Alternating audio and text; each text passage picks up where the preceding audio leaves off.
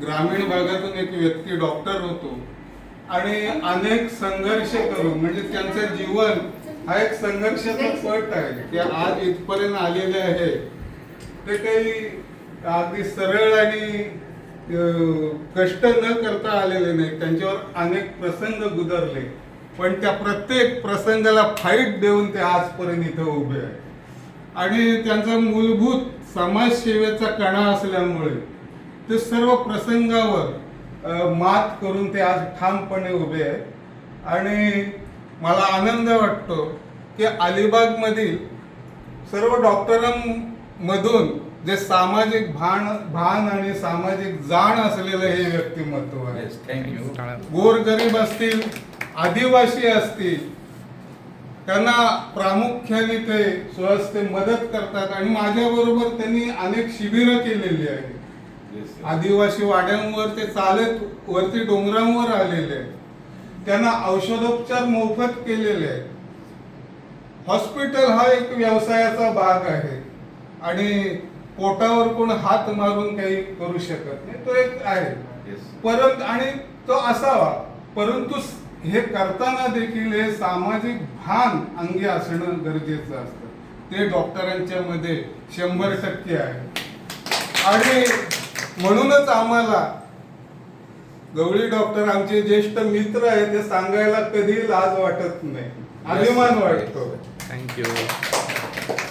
त्यांनी आपल्या कारकिर्दीत म्हणजे आज ही नव्या पिढीची जनरेशनची यंत्रणा त्यांनी बसवलेली आहे, परंतु त्यांच्या अंतरंगात अशी यंत्रणा आहे की त्या यंत्रणेच्या पुढे ही यंत्रणा कदाचित फेल होऊ शकते.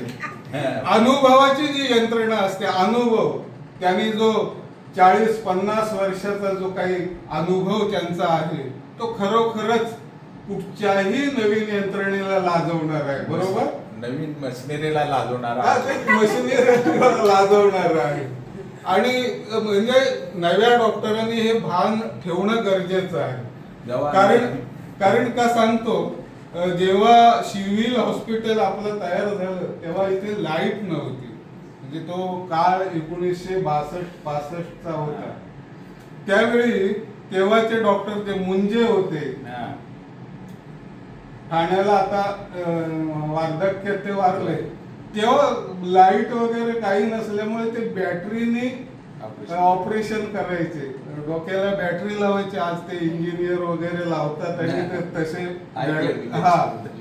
आणि तेव्हा अशी काही यंत्रणा नव्हती, पण त्यांच्याकडे अनुभव होता. त्या अनुभवाच्या जोरावर त्यांनी आपलं स्थान मजबूत केलं, अनेक रुग्णांना जीवदान दिलं. तसं कार्य आमचे गवळी साहेब करत आहेत आणि हे आम्हाला अभिमान आहे. कारण मी गवळी साहेबांचा मी स्वतः रुग्ण आहे. आता मी इथे जोर जोरात बोलतोय खरा, पण जेव्हा जेव्हा मी आलोय तेव्हा अतिशय तोंडातून शब्द फुटत नसायचा, अशा अवस्थेत आलेलो आहे. पण तेव्हा त्यांनी मला धीर दिला, धीर दिला, औषधोपचार केला आणि ठणठणीत बराई केलेला आहे. आणि आज माझ्या हस्ते या यंत्रणेचं उद्घाटन केलेलं आहे. ते खूप मला आनंद वाटतोय. कारण का असे प्रसंग थोडे येतात आणि डॉक्टरांची या यंत्रणेमागे गुंतवणूक फार मोठी झालेली आहे, मला कल्पना आहे.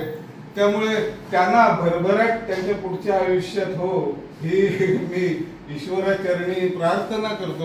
आणि गोरगरीब जनतेबाबत आपण नेहमी समर्पित राहा ही सदिच्छा व्यक्त करून मी डॉक्टर साहेबांचं अभिनंदन करतो, शुभेच्छा देतो. Thank you sir, thank you very much.